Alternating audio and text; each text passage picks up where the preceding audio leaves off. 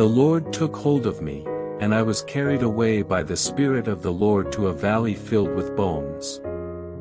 He led me all around among the bones that covered the valley floor. They were scattered everywhere across the ground and were completely dried out. Then he asked me, "Son of man, can these bones become living people again?" "O sovereign Lord," I replied, "you alone know the answer to that." Then he said to me, "Speak a prophetic message to these bones and say, 'Dry bones, listen to the word of the Lord. This is what the sovereign Lord says, Look, I am going to put breath into you and make you live again. I will put flesh and muscles on you and cover you with skin. I will put breath into you, and you will come to life. Then you will know that I am the Lord." So I spoke this message, just as he told me. Suddenly as I spoke, there was a rattling noise all across the valley. The bones of each body came together and attached themselves as complete skeletons. Then as I watched, muscles and flesh formed over the bones. Then skin formed to cover their bodies, but they still had no breath in them. Then he said to me, "Speak a prophetic message to the winds, Son of man. Speak a prophetic message and say, 'This is what the sovereign Lord says, Come, O breath, from the four winds. Breathe into these dead bodies so they may live again.'" So I spoke the message as he commanded me, and breath came into their bodies. They all came to life and stood up on their feet, a great army. Then he said to me, "Son of man, these bones represent the people of Israel. They are saying, 'We have become old, dry bones, all hope is gone. Our nation is finished.'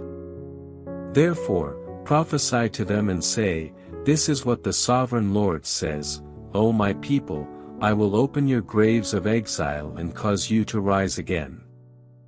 Then I will bring you back to the land of Israel. When this happens, O my people, you will know that I am the Lord. I will put my spirit in you, and you will live again and return home to your own land. Then you will know that I, the Lord, have spoken, and I have done what I said.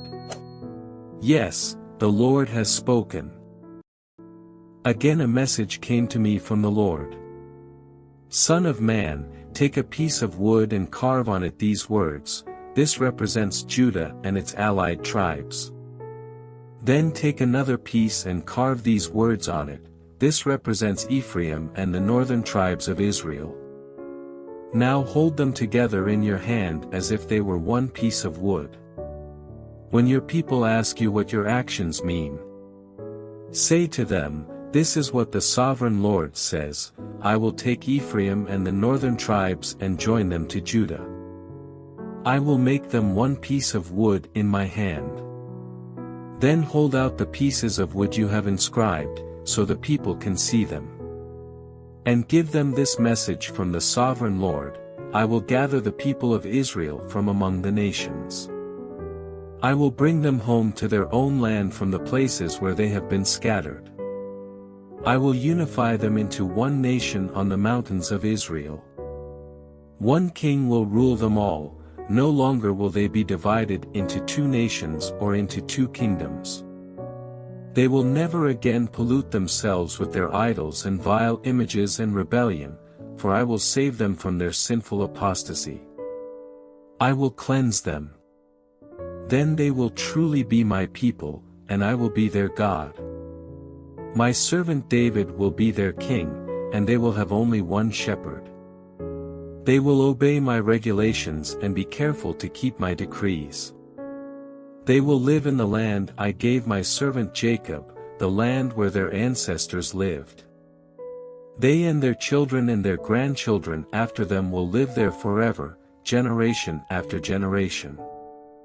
And my servant David will be their prince forever. And I will make a covenant of peace with them, an everlasting covenant.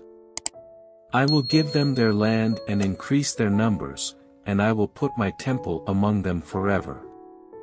I will make my home among them. I will be their God, and they will be my people. And when my temple is among them forever, the nations will know that I am the Lord, who makes Israel holy.